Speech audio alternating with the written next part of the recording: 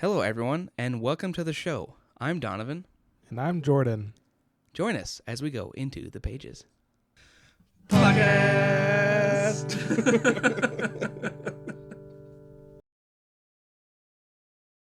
Welcome to this sweaty episode. Today we'll be covering chapters 19, 20, 21 of Yumi and the Nightmare Painter. I'm so tired, dude. Ever like on Friday, so today's Saturday. Friday night, I always stay up way too late. Right? And then Saturday, I always wake up way too early. And then, like, Saturday, I'm doing good. And I take a nap because I'm so tired. And then I wake up from the nap and I'm just like... I have always felt the opposite. Like, I'm totally the same way. Like, if I stay up too late on Friday night, it seems like I can't, no matter how tired I try, to sleep in on Saturday, despite the crap. But I will take a nap. And I feel great after I wake up. Usually. I don't know what it is.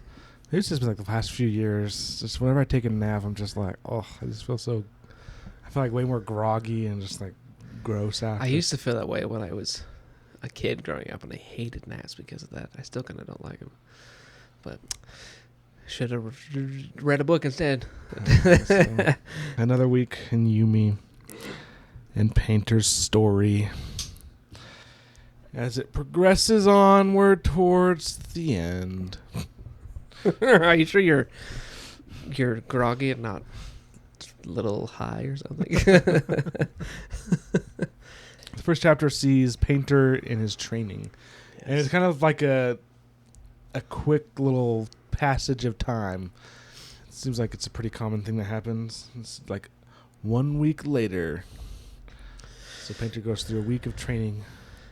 Yes, and which I'm not surprised. Boring as all crap. That's probably why it's been a week. Is it's just literally his training for a week has just been picking up rocks and learning what their center of balance is. Yeah, that was off. That would be like. I bet you if he didn't have gloves to withstand the heat, that he would have like blisters and calluses now, and like his 100%. Even Yumi, when she summoned those 36 spirits at the beginning, got her hands all cut up. And that's right. Yeah, and she's been doing it her whole life.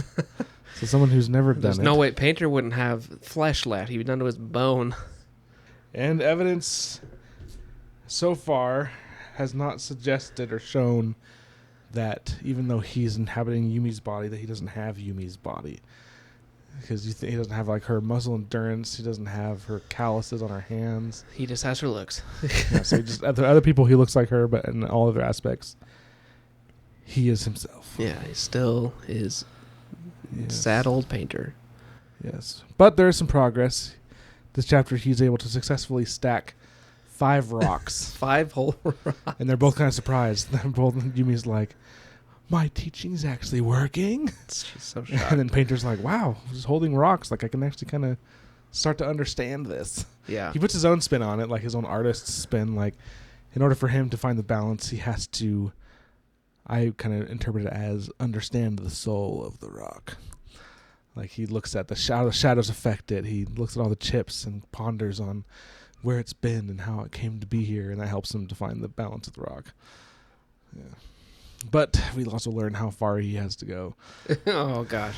I would have thrown my hands up and given up. I don't think I could have learned what he did and been like, there's no way. Yeah. I'll be able to do this in 6 years. Yes. The goal that they're trying to get to is stack, I think, what was it, like 30, 35 rocks? Like high.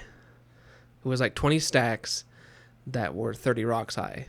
I didn't realize it was that high when Yumi was doing it in the beginning of the book. I didn't realize it. That's insane. That's so many rocks. That's way too many. They're kind of increasing their abilities, too, in these chapters, where their abilities when they're in their spirit form, I guess we'll call it. They're learning how to interact with the physical around them. Like, in this case, Yumi is able to, like, grab a rock and, like, rip out its soul and stack it.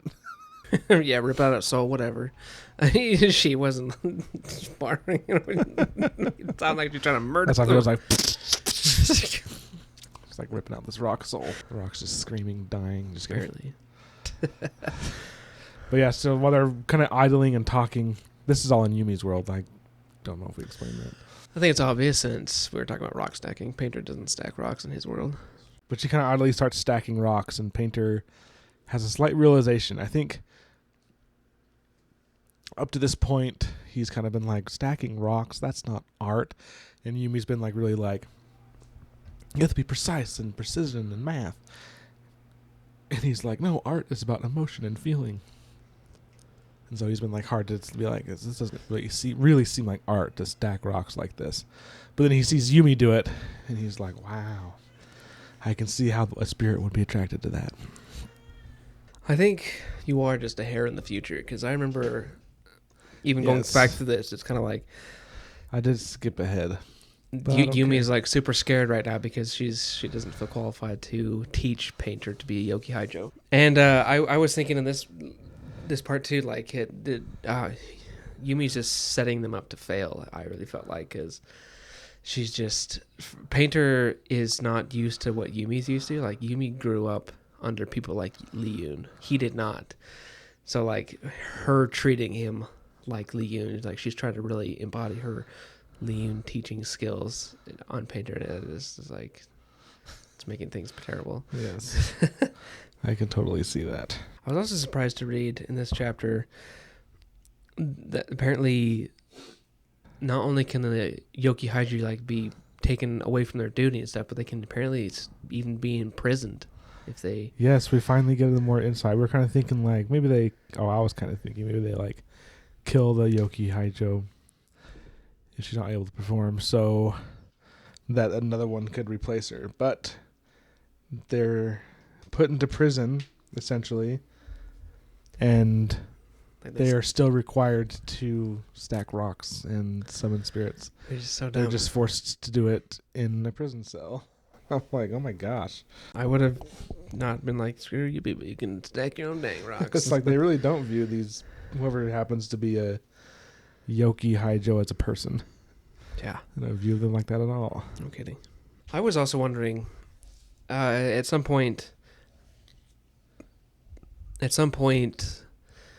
Painter talks about like friends, or they start talking about friends, or she was thinking about friends, and she just goes off on her little thing like, oh, she's not allowed to have friends. So she's just, as been obvious, she's not allowed to have anything. No friends, no family, no nothing. Yeah, she even mentions like if her servants, so Che Young and Huan Jie, even if they get too familiar, they'll be replaced. Yeah, which is just insane, since they like don't do anything. No, all they do is get her dressed, and so she like tries not to talk to them or interact with them because they'll be replaced. And she's like, and she finds comfort in them because they'll like when they're brushing her hair, Che Young will like hum, and it's like relaxing. Yeah, And she doesn't want that to go away because, so she acts like they're not. She doesn't care about them. Yeah, I wonder how many of these attendants she's gone through in her 18 some odd years. I'm surprised with all that they don't have to replace Li Yun's position. You think if she became too familiar with Li Yun? I'm sure that's the same, but since she has Li Yun, and Li Yun does not become close at all. But this whole thing just was like such a giant red flag to me, as I've talked about a few times already. But it just seems like they're really trying to keep away the people who would look at a Yoki Haijo and what they go through and be like, this isn't right. Why are they going through all this like suffering for this type of thing? Like, if some loved one saw how Li Yun treated Yumi, maybe they would stand up and like, hey, stop it. I wonder if her family knows, or like how it works when they're taken. Like they just like, oh, your daughter's Yoki Haijo, she's ours now. There's nothing you can do about it. Or they like paid or given positions of honor. I kind of got the feeling that it's just like all ties got off. It feels like the Jedi to me. Like, oh, your child is gifted. Say goodbye. Say goodbye. You'll never see. And you never see him again, type of thing. Yeah, I can totally see that. One of the things that I thought was funny about this chapter, one of the parts, was when they make it back to Painter's world. Yumi doesn't go take a shower. She goes to experience a shower. It's like a whole experience for her. It's kind of funny. That makes me feel like I'm not showering right, because I don't ever go experience a shower. I just take a shower. Right. And while they're here, she wants to try to be a good example, in quotes, for what a student's supposed to be and supposed to do. It's kind of ridiculous. And it's basically what it is you do exactly what the teacher says and don't ask any questions. And I agree with Whit. Whit kind of interjects at this point, and he's like, there's so many societies out there that think that teaching and education all has to cater to the instructor, not the student. And Painter even mentions this. He's like, how do I know you're learning if you're not answering questions? And it's totally true. Like, it should be based on that, not just sitting there and listening and absorbing information. Like, you gotta ask questions. And I wonder, that makes me feel like Brandon's kind of like putting a jab against like our educational system, because that's how I feel it is. Yeah. It doesn't feel like you're allowed to learn necessarily. I mean, you do learn in like our education system, but it's kind of like if you were asked to, why are we doing this? Shut up and listen type of thing is the answer you would get, and you wouldn't really get any answer or anything. And it's crazy to me because even like the teachers are that way. They like, I don't know, this is what I'm supposed to teach. Seriously. Anyway, I think there's an interesting thought that Yumi has that got me to thinking, and this is kind of jumping around a little bit because later on they're going to be talking to Design again, and Design mentions that spiritual connections are formed with people and to a lesser extent with things than when you know them. And I think that Chae-young and Hwanji have a spiritual connection with Yumi which obviously, because that's what Design says happens. But I'm thinking specifically, she was thinking about getting her hair brushed and like how nice it was. And like we've kind of mentioned the humming, but she said, she was like, strange how they barely touch Painter's hair when they get him ready. And then they normally do 100 strokes, but when there's Painter, they've just done a few and then they leave. So it could be. I would imagine when you spend that much time as they do together in like silence, you kind of get to know each other. Yeah. Subconsciously, maybe on just a more nonverbal. I bet it's like subconscious. I don't think they actually think like this isn't Yumi. They probably just like feel like something's wrong and something's up. Yeah, it's only one of those things. Like if you know someone really well, that something's bothering them and they're upset about something, they don't have to say a word, but you're just like, what's up? What's wrong? And also further progress. We talked about how Yumi in her world was able to kind of grab the souls of stones. Painter is able to do something similar with clothes. He's able to grab clothes and put on clothes. He doesn't have to wear pajamas anymore. And Yumi gets all excited. She's like, how'd you do this? And he's like, I just cleared my mind and then thought about this. And she's like, you meditated. And he's like, no, I didn't. And she's like, yes, you did. He's like, no, I didn't. It's kind of like a moment where because she's always like, meditate. And he's like, this is stupid. And then he does it and it works. And then he's like denying it. Yeah. It's kind of funny. And she's like, you learned something. And she's like super excited. And then we get finally Yumi training into painting. Yes, and Painter is able to do the same thing Yumi did, where he was able to pull a brush. Yeah. And the ink and all the paper and crap. Yeah, pull up some art supplies. And Painter gets pretty touchy because he opens up a chest and there's like papers and canvas and brushes and there's a folder at the bottom. And I've always known artists are kind of weird about their work. Like some artists, like if a painting's not done or a book's not done or something's not fully finished, they don't want anyone to see it. And it's like really personal. And yeah, that's definitely what this is for Painter, because Yumi goes to touch it and he like freaks out. He like grabs her hand and the warmth and all that happens. And he's like, don't touch that ever.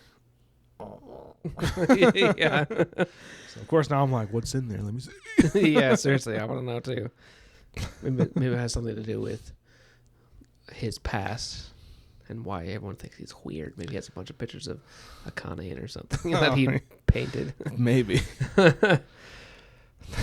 We'll get to my thoughts on Painter in the last chapter of this episode. But anyway. What I would consider an interesting piece of art in this chapter. Oh, yes. I liked it just because it's always really interesting to see someone else's interpretation of what they're reading, because this is not what I pictured at all. But his apartment looks terrible. Yeah, it's puny. And I can see why you. I mean, like, it's a mess. it is small, but man, he has I know we're got only that looking thing at the cluttered. Yeah, it is like to the dishes max. everywhere. So, like, man, when you're living in a small space like that, you got to figure out how to keep organized, or else you're just gonna have no space and crap. Yeah, I really like this one though because I think this is the first really detailed one we got. It is super detailed compared to anything else. There's actually some color.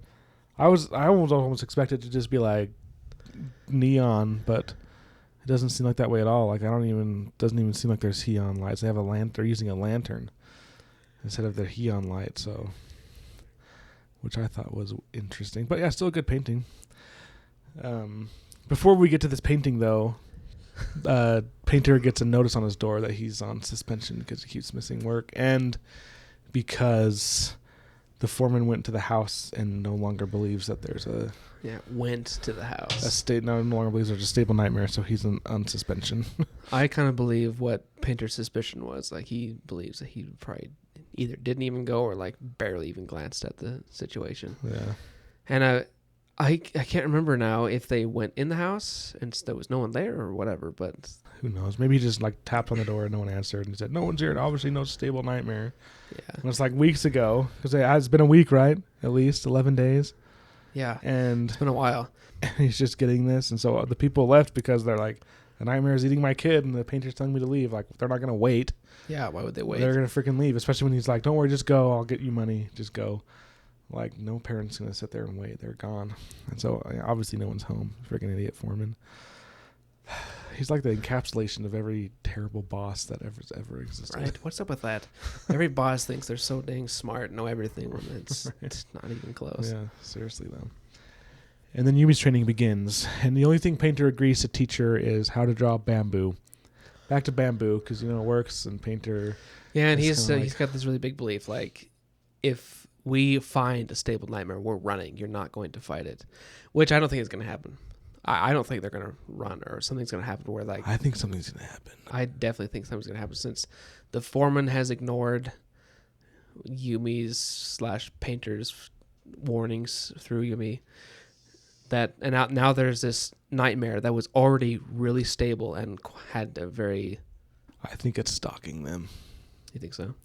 Because there's one point, I don't know if it's in this chapter or in future chapters, but Yumi looks out the window into an alley and then looks away, but then Wit interjects and he's like, if Yumi had only looked a little bit longer, she would have seen the shadows coalescing. That's and right, touching the things. I'm like, dude, that thing is watching him.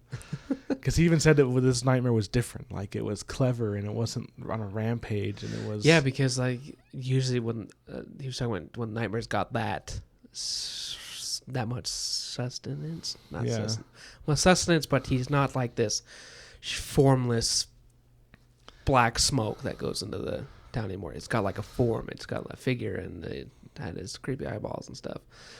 So, and like all the other ones will like go off on a rampage when they get that far, but this one for some reason, It was like really creeped out to think that if it's stalking them, because when he's just like passed out in his room and Yumi's world is just sitting there staring at him, probably like, with its creepy freaking eyes.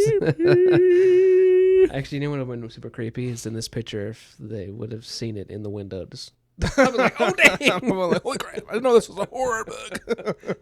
That would have changed it to a horror book for me. And Yumi's pretty surprised. So back to the training. Yumi's surprised at like how effortless and good Painter is at drawing bamboo, because when she tries it, like, it's easy. It's not the hardest thing to do, but Painter makes it seem like effortless and like nothing's doing. It made me think of how many karate movies have we have that emphasize this point? Like the sensei does something, it makes it seem so easy and so simple, but then you try it and you're like, what the heck? I can't even do this. Yes. Kind of made me think about that. So they both have like their own talents and their own abilities. I think Painter is limiting himself though with just bamboo. I want to know. I hope that he actually draws something, because he started to do it when he was fighting the more real painting or more real nightmare, stable nightmare. Like, he started drawing the mom of the kid, and it scared it off. And so it seems like he has some good talent. Yes. I mean, he scared off a stable nightmare. Based on what we know about them now. And yes, this nightmare is a little more skittish, probably a little more careful. But I mean, still, instead of killing him, it ran. So I think he's probably has some good abilities, but something's preventing him. I don't know if it's himself or if he just maybe this has some is. issues. I totally forgot about this because it has been so long since they even talked about it. But there's that wall that we talked about forever ago where he like going on the outer didn't wall. know what to paint or something like that. So I wonder if maybe it's even this is connected to his little portfolio book that Yumi found. Maybe there's just something in there that is the answer to why everyone thinks he's such a weirdy, like a wannabe and a show off type of thing, center of attention, and why he doesn't know what to paint on his mural thing. And he tells Yumi to paint 1,000 bamboos, and she takes him literally, and then he like zones out, like epically just spaces out and doesn't pay attention at all. And there's a knock on the door that kind of this is right before he gets the. No, it's not. The knock on the door kind of like jars him out of it, and he looks down and he's like, "Are you still going?" And she's like, "Yeah, I'm at 363." So he was so incredibly zoned out that he didn't notice her draw 363 bamboo shoots. She's surrounded by paper. And he didn't notice any of it. I'm like, jeez. Like, I've zoned out, but I'm thinking, man, that's like some skill. He's got skill with zoning out. Zone out, be sitting right next to somebody and not notice what they're doing. Oh, man. So the knock is Akane inviting Yumi out to dinner again. Yes. But she declines, and the lie she gives is that she's studying for upper school exams, which sound freaking intense. Yeah, they do. It sounds in keeping with the Asian culture. Seriously, like apparently when you graduate lower school, you could go into higher school, but you have to take a test, and most people study for like 3 months before the test. I'm like, holy crap.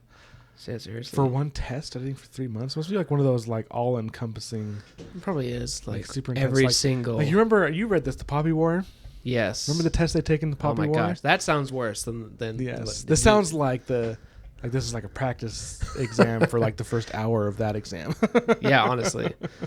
But man, well, that gives me such anxiety that this studying and crap they had to do in the Poppy War. Just like, oh heck no, I'd stay there wherever she was and work at the shop or I don't know, glad I can't remember what it was. I can't remember what she did either. Yeah. It sounds awful though. Yes, it does. But it buys time, and I kind of was like, oh, okay, yeah, that's really important. But don't take it too seriously. And then she leaves. And that's kind of like where she looks out the window and sees the shadow, but doesn't really see the shadow. She looks right at it. it. The way Wit says, if she had looked closer, or if she'd called to painter, perhaps they would have noticed a living darkness in the alley, one that brushed the bricks with its too real substance and left clinging wisps of smoke trailing upward in the rain. So it just seemed really coincidence to me that like right out over in his view of his window, there's a. Yes, that definitely is true, and it's just too easy. It's just like, how could it not be?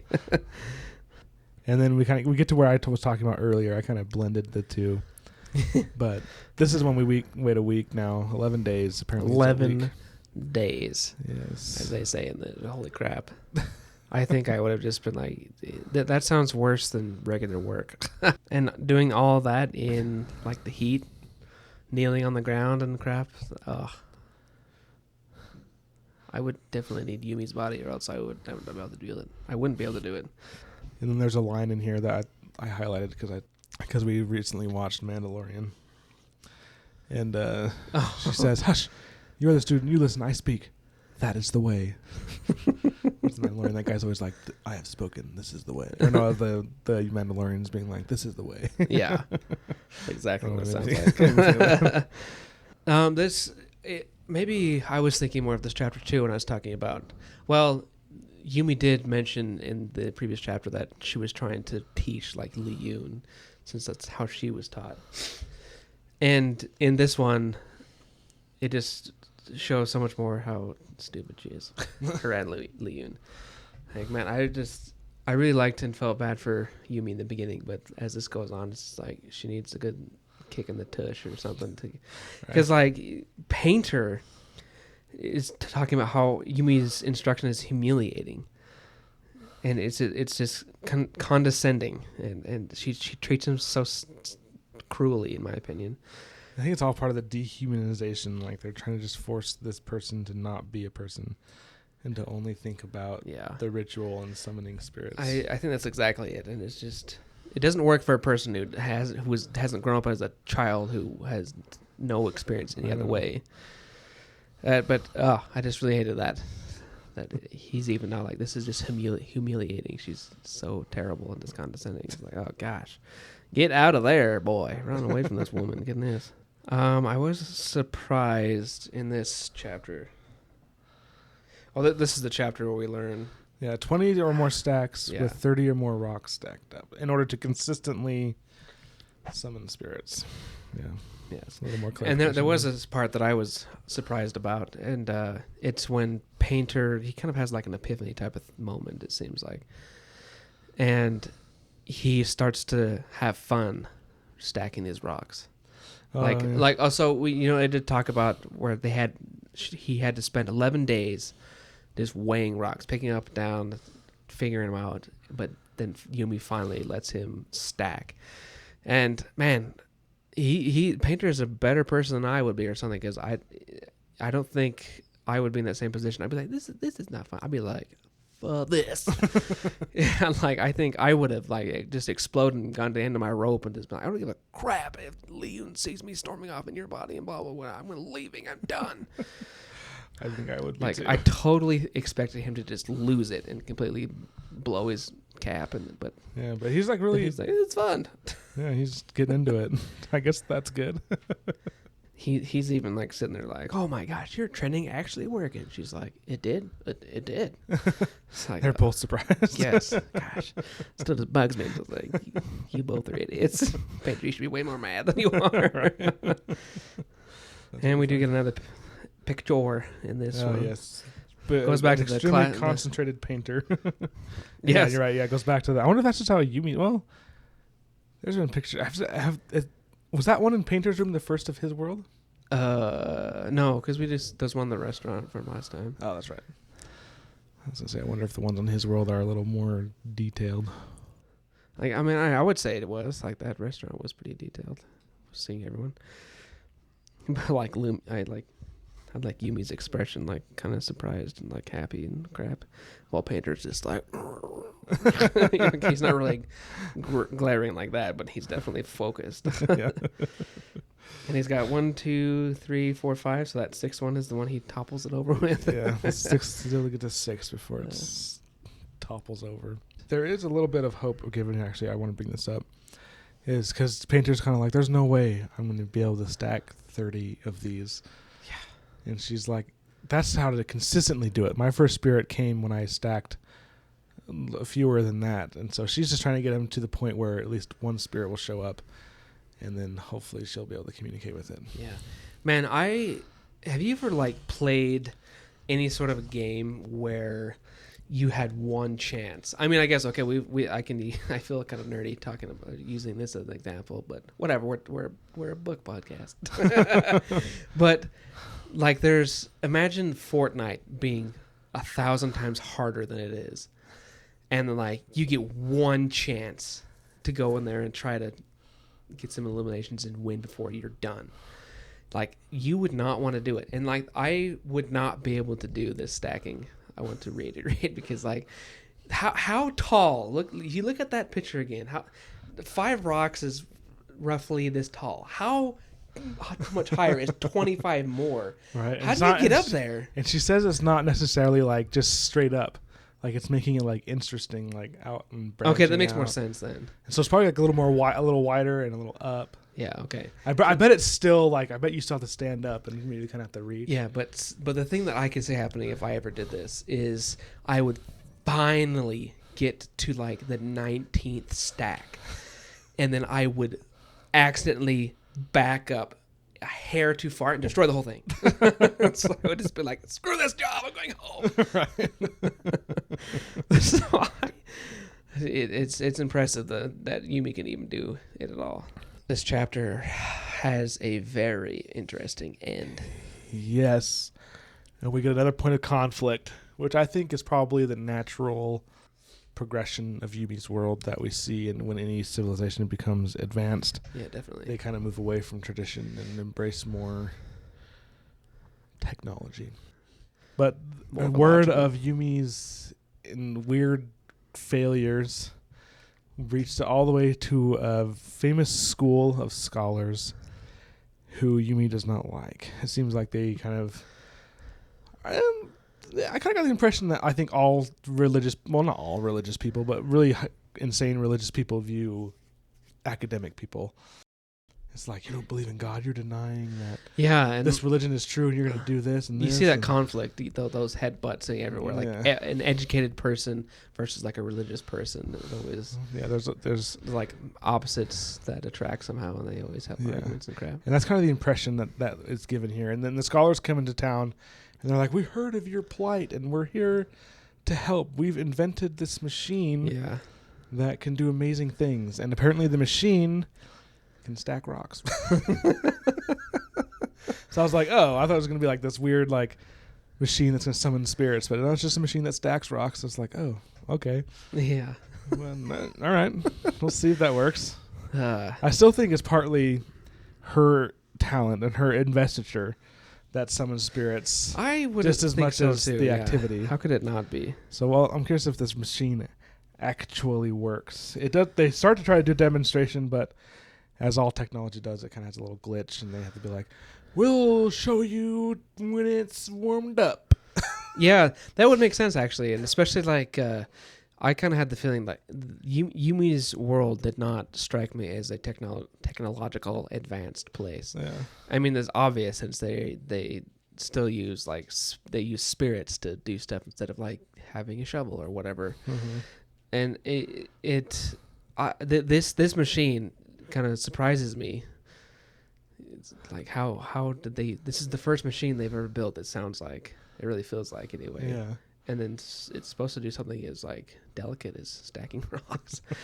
But I totally think like if this we haven't seen a lot of the wider world where we seem to be stuck in Yumi's little bubble since she is completely ignorant to everything in her world. Yeah. So who knows? Maybe But like if been- this is like the first machine or even like one of the first machines, there's got to be glitches. It's got to be like suddenly the arm is just like, and it can only stack 25 rocks before it needs to be changed out or whatever random thing, you know. Who knows? And like, how does it do it? Does it have arms? We haven't heard anything about it because we go right back into Painter's World after this. But I'm curious to learn how it stacks rocks. Oh, and one more thing to mention. Painter is watching Yumi as she's stacking her spirit stones, and he mentions that the passion that he sees on her face doing that is the same passion he used to feel. So there's further evidence we're talking about at the beginning of the book that he's just in a depressed slump. And Yeah, kind of makes just sense. a little more evidence there. Yes. I also think it'll be super interesting to see if the machine works, not only with if it successfully stacks rocks in a pleasing artistic way or whatever, will spirits come? Because like in my opinion or my thought, if the spirits come, does that not prove that all of the rituals Yumi has spent the last 18 years learning and doing is completely pointless? It totally would. 100% it would. I actually really hope it works because I want Yumi to get kicked in the face like by this realization that Interestingly, too, these scholars are from a university in Torio City, which, for those who remember, Torio City, at the very beginning of the book, is the city Yumi wanted to go to see the festival. So a little bit of hypocrisy. but she She's hates like, it. wickedness, but I want to go there. She has seemed to taken a pretty big flip. Like at the beginning, she was like, "Oh, I'm gonna ask Leon today if I can go," and then, but now she's just like, "We are not doing anything but stacking rocks. This is this is the way." And so she sounds like Leon a lot more. But yes, we do see that headbutting of the religious versus not religious. At the beginning, like she is an abomination. Yes, the beginning, the first line in Oh, chapter it's 20. blasphemy too. Yeah. The first line in chapter 21. It's an abomination. Worse, it's blasphemy. Yes. Which A dead thing can't summon the spirits. how many times have we seen in like maybe I'm leaning too much on like fictional stories and like movies and crap, but how many times have you seen someone like give someone else an herb to cure an infectious cut or something, and like it's an abomination, witchcraft, and like the God is not like this or whatever BS Just they fighting spew. progress in whatever way Yeah. they can. And I think Painter has the perfect, Oh, I like, absolutely loved. Right? right on the money. Because she's like, there's no way a machine can do this. And Painter's like, well, didn't you say that you wish you were a machine? Yes, that you I have love. those I things? wonder if I can. I want to read it because I think it's so dang good.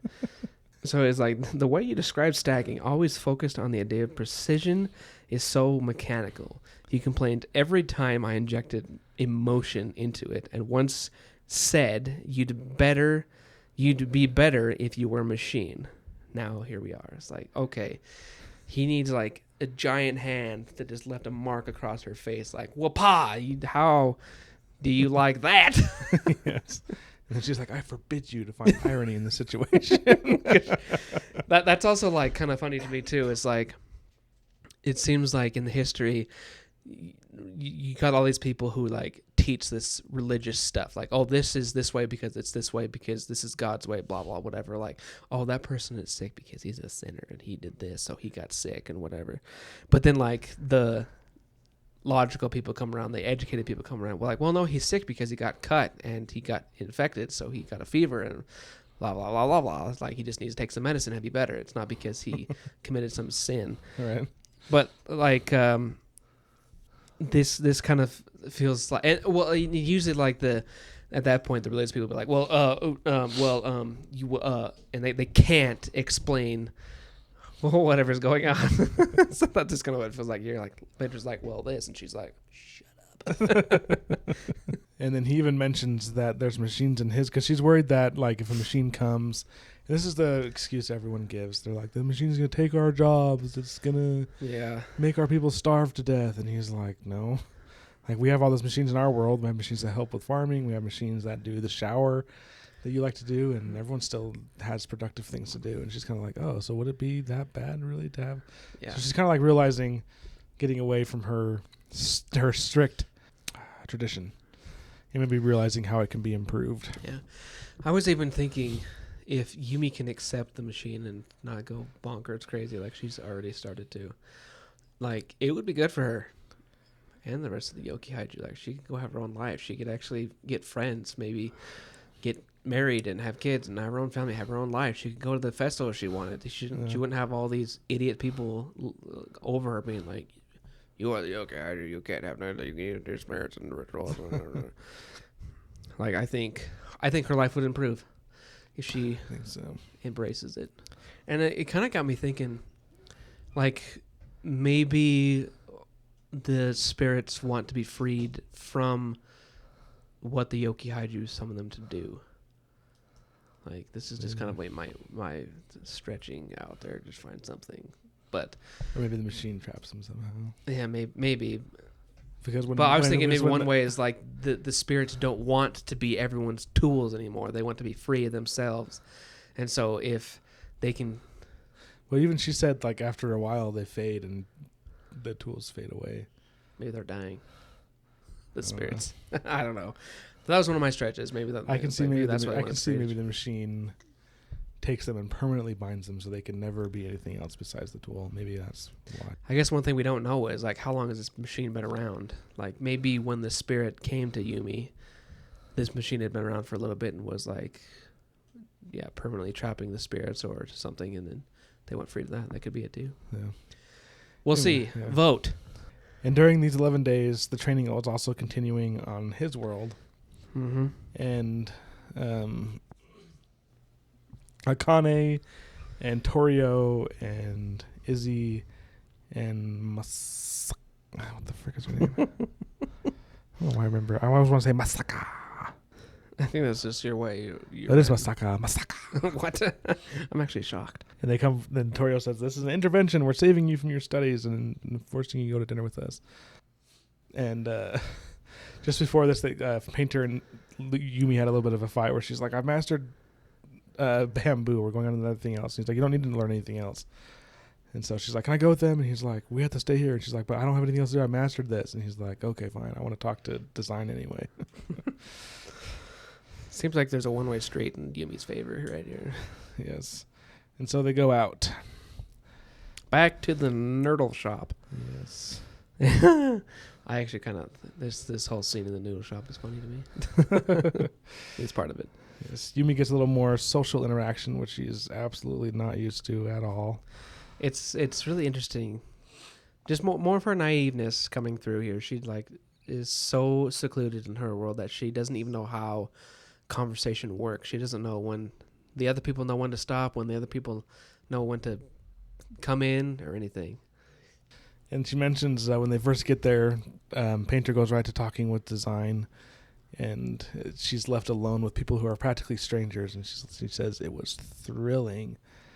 They chatted about vacations and wages and the foreman. And she described it as a verbal thorn brush of interlocking vines and spikes in which Yumi didn't dare interject. So she just, and she even mentions, she's like, how do they know what to say? Like, does this all rehearse? If she felt like she was watching one of those shows on the on the TV, like she's like, how do they know what to say, what to go, where are the conversations going? And she decides to focus in on Torio. She's like, I'm going to watch Torio and see if I can understand like who he and what he's doing, why he's doing what he's doing. And she's like, oh, he kind of does flex his muscles around. And then she's like, is that supposed to be attractive? Like, kind of weird. Like, she doesn't seem like attractive. And then she's like, why do you be that big? Like, is he some warrior? Is he going to go to like a battle or something? And even like while they're there, some of Torio's gym friends come over and I keep saying Torio. It's Tojin. Where am I getting Torio? Torio City. Oh my gosh, I didn't even catch Everything I said that's Torio is Tojin. except for when we talked about the actual city. Except for when we talked about Tojin, Torio City. Jeez. So Tojin, which I thought was kind of freaking ridiculous, his gym friends come and he's so excited to show them his gains that he takes his shirt off in the middle of a restaurant. Yeah. And starts flexing. And I'm like, okay, I can see why Painter thinks you're an arrogant ass. Yeah, honestly. Even though he's really not. Like, Yumi was mentioning, like, he's really shy and kind of sweet. And, like, when he's, like, talking, he's, like, just really passionate and really, like, enjoys it. But he's not, like, intentionally trying to, like, show off. He's just, like, excited and passionate about it. It's kind of Yumi's observation. But at the same time, she's like, I can kind of see why Painter, like, says the things that he does. Yeah, because there's guys like us who would not take our shirts off and be like, Definitely not. I'd be like, look at my donut I had wiggle, last wiggle, wiggle, wiggle, wiggle, wiggle. But I love how she can't look away. She's like, so right? And she's just like glued on. And Izzy's even like, Tojin, like, stop that. You're breaking the new girl. And then he, like, blushes, and Yumi's like, oh, wow, he's blushing. So he's, like, really shy. Yeah. And it is throughout a little more interactions that we finally, kind of learn Yes. I love the question. that Tojin is not super confident like ladies' man, as Painter seems to think. Yes. And I love what she says. She's like, what beasts do you fight? And he's like, what the F? And she's like, why do you have these muscles? And then everyone breaks out laughing. And then he explains pretty much what Muscle and Jim Rat say now. And they're just like, it's just pushing myself to my limits, finding those limits, surpassing them, making all these gains. And that's why he does it. And then she's like, oh, the way that Painter described it. And I was like, Yumi, stop. Right. This is not going to be the same thing when you said Akane was Yumi's freaking whore. Or was his, Painter's whore, concubine. Luckily, she does stop. I'm like, freaking good. And everyone over there was even like, what does he say about this? Like, yeah, they latched on her. Like, it's probably like one of those things where, like, someone who, I don't know if you've ever had this happen, but, like, there's someone who's just, like, a total jerk, and they do all these things that just, like, make you upset and piss you off, and, like, blah, blah, blah. And then you find out that that person is talking about you guys or someone you know about behind the back. You're like, what do they say? That freaking arrogant son of a bee type of thing. And it's pretty telling. There's been some fallout because Painter used to hang out with these people and they used to be friends, and now they're not. And so something happened, and now Painter's just kind of like viewed on the offside. And during this conversation, Yumi even tries to describe like he's hunting a stable nightmare, and they're kind of like, like dismissive, and she's kind of like, oh wow, like I can see why Painter maybe doesn't like this group very well. Yeah, maybe that was even that could be another theory of why they don't trust him. They think he just wants to be center of attention. Maybe he did claim to go after a stable nightmare in the past, and it turned out to be a total just lie. Maybe he's like one of those people that always has to like one up you. Oh yeah, it could be. Like they're like, oh, check it out, I just got this new car. And he's like, oh well, I just went to the store and I was looking at all the $100,000 sports cars, but they were like they didn't have a red one, and so I didn't get it. Yeah, something And stupid. you're just like, shut up. I wonder if that's kind of how Painter was, and like he was just trying to fit in, but he just came off as like a weirdy, and now he's like painting himself as this lone wolf, and just now everyone thinks he's weird. But she decides to excuse herself, and she goes to talk to one other thing, they talk about the ship that's going to be Oh yes, that's right. sent off. We haven't heard about that in a while, but Yeah, apparently they're preparing to launch, but they've been saying that for a while and keep delaying it for various reasons. And so Yumi, that's what triggers Yumi to be like, I gotta go, and she wants to go talk to Painter about. And then we get some more interesting tidbits. tidbits. Yes, they're talking about like aliens, which at this point we don't know if it's true, but Painter and Yumi are operating on the assumption that the star that they see on his world is her, but we don't know if that's true. So they start talking about aliens from that planet, and Yumi assumes they're talking about her. And Izzy's like, I want to date a hot alien. That whole thing was just ridiculous. Like, she assumes aliens are gonna look like them, so she can date a hot alien. But like, what if they look like what's an ugly alien on some show? Like the Predator. Yeah, there you go. Doesn't even have lips. You can just make out with his fangs. Maybe she'll go try to date one of the Predator aliens and he'll just kill her. And then we come up, and Design is messing with the connection between Painter and his body, which Yumi is currently inhabiting. Yeah, And she's making all she's doing is she's making it so they can get further away from each other before they get yanked back. yes. She's going to add like a few blocks, or was it just a block? I don't know if it was a block or two, something like that. Which kind of a sad moment for Yumi, because she realizes that she's been like isolated and not allowed to really have a friend, and now she has like Painter who's like forced to be with her and can't leave. I know, and I was going to And see we- her, so they can't. Yeah, Like, and we you mentioned- can't. And it was mentioned earlier that if anyone gets too familiar with her, they're immediately taken out of her life. And then she finally has someone where that's not possible to do that. So she has a friend, and then so she's kind of sad when they're like, oh, he can go a little further for me, and I'm kind of like, poor kid. Just wants a friend. She wasn't such a jerk I'd feel bad for her. And I thought the conversation with Design here was really funny, because he's like, we think that's their planet, because this Painter's like, we think that's her planet up there because it's bright and her planet has this ball of fire in the sky. And Design's like, most planets do. And he's like, they do? Yeah. And she's like, yeah. And he's like, and they're hot? And she's like, yeah. And like, they come up from the ground? And she's like, they come up from the ground? And Yeah, he's like, yep. yeah. And Yumi's Design's like, like, yeah. wow, that's cool. Like, I haven't heard of that. That was the weird part.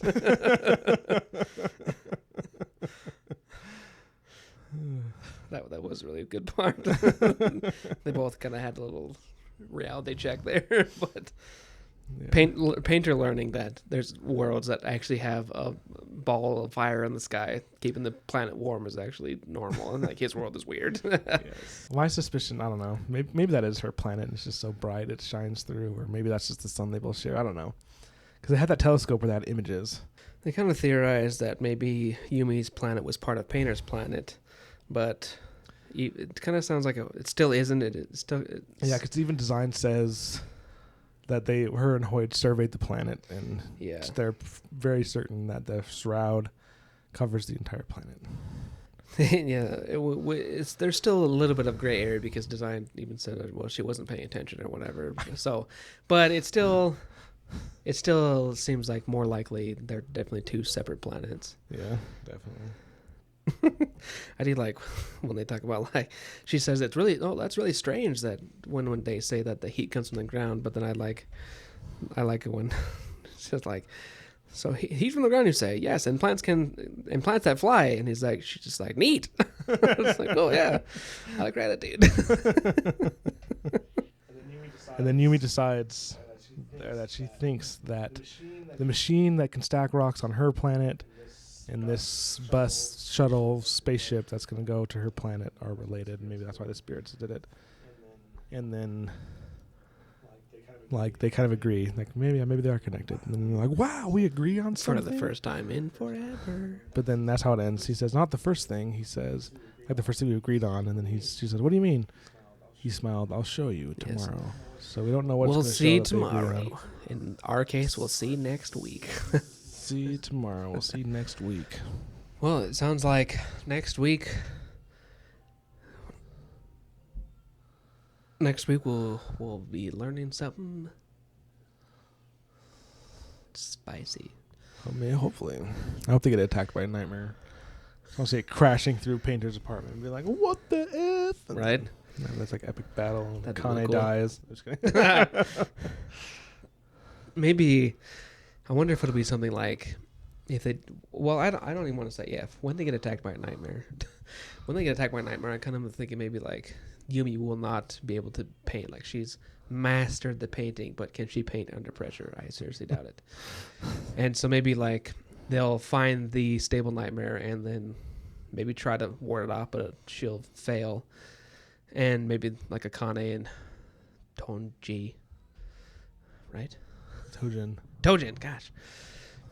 Maybe a Kane and Tojin will like come along or something and be like, we'll save you. Yeah. So far, all my predictions have been completely wrong with the next episode. Right? Like, it's probably just going to be like more training. Another exciting thing kind of happens. Yeah, right? Well, who knows? We are getting kind of close to the end, so I bet the climax is coming soon. According to my Kindle, we're 49% in. I don't know if you guys can hear, but Jordan's baby is going crazy outside. Yes, he's in the next room, and he is not happy. I think he's getting a diaper changed or a bath or something. Oh, yes, probably. We haven't really done this very much, but I have a favorite part in this set of chapters. All right, what's your favorite part? My favorite part was Painter's just boss of a comment. Well, like, aren't you the one who said you wanted to be more like Machine? Just like, that was a pretty good, like, seriously. Or however that thing goes. We need someone to be the old snap. That would have been great. But that was my favorite. That was a good part. That made me feel better about Painter, and made me feel good that Yumi got it stuck to her. Yeah. My dislike of Lee Yun has transferred to like Yumi a little bit. I mean, Lee Yun is still way worse, but I think Yumi needs to take whatever's stuck up her butt. Yeah, seriously. Out, that is. All righty. That does it for this episode. Next week, we will be going through chapters 22, 23, and 24. Join us then. Maybe we'll see you in the pages. Yes. Or on Instagram or YouTube or something. Yeah, see our medias. Bye, everybody. Bye.